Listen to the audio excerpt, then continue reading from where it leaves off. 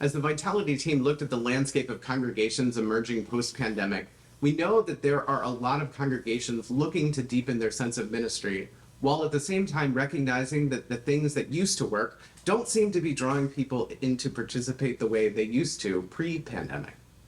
We, as the Southeastern Pennsylvania Synod, began to wonder if there were ways that we could develop a process to help increase the vitality of congregations in this new post-pandemic world we all find ourselves in. As we began this work, we wondered what we could do to help congregations clarify their sense of purpose, engage in their wider community, and more fully connect to God. What we designed was a vitality process that we're calling Love Revolution. We know that congregations are dealing with a lot right now, and so we wondered what it would look like if we simplified and made crystal clear what the process of vitality hopes to achieve.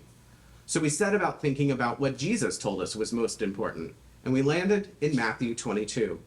Jesus says, "You shall love the Lord your God with all your heart and all your soul and all your mind. This is the greatest and the first commandment, and the second is like it. You shall love your neighbor as yourself." Love God and love neighbor. It doesn't get much simpler than that. And when it comes to starting a revolution, Philadelphia is a perfect place. Our forefathers started to imagine and dream of a new and brighter day when the tyranny of the crown would no longer hold us captive. They dreamed of a more perfect union and started a revolution that would lead to our independence right here in Philadelphia. Our very city is named after love, Philios. It's the city of brotherly love and sisterly affection. What a perfect place to start a love revolution. And thanks to a generous $1 million grant from the Lilly Endowment, we can bring about this vision of revolutionizing congregations over the next 5 years in our synod. Congregations will participate in several waves of a 2-year process that will walk participants into a deep dive into spiritual practices that help us love God and love neighbor.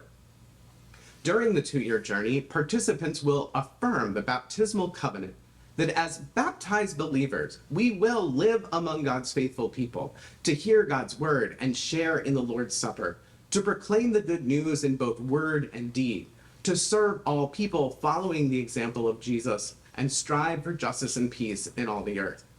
The baptismal covenant is structured to help us love God and love neighbor. We find our love of God by hearing God's word and living in the faithful community of believers. And we learn to love our neighbors by serving like Jesus did and striving for justice and peace in all the earth.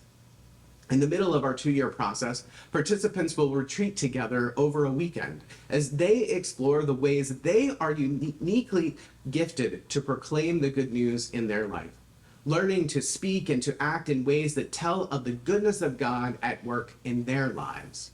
Participation in the revolution means that each congregation will identify a group of up to 5 leaders to serve as the guiding team for the congregation. Guiding team members will participate in a fall and a spring learning day, think of an all-day retreat somewhere on our synod territory, as well as a longer weekend retreat away between years 1 and 2.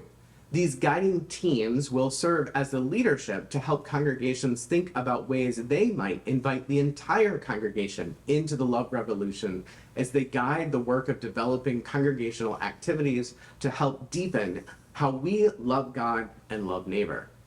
At the end of the 2-year journey, our revolutionaries will be launched into a service through an inspiring and uplifting commissioning revival worship experience that will empower them to keep the revolution moving forward.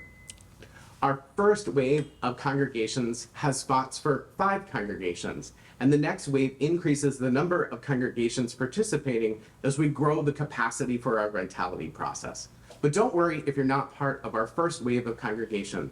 There will be a host of ways the whole synod will be able to participate in the love revolution through other learning activities throughout the year. So, who's ready to revolutionize the way you do ministry by taking it back to the basics of loving God and loving neighbor? Are you ready to affirm your resolve to live as a baptized believer in the world, ready to partner with God and transform the world with God's amazing grace and mercy? Who's ready to learn to invite others into the way of love? If you answered yes, then I invite you to check out our synod website and find the Love Revolution congregational application and fill it out and send it into the synod. The Love Revolution launches this fall, and we hope you're ready to be part of the new thing that God is doing among us.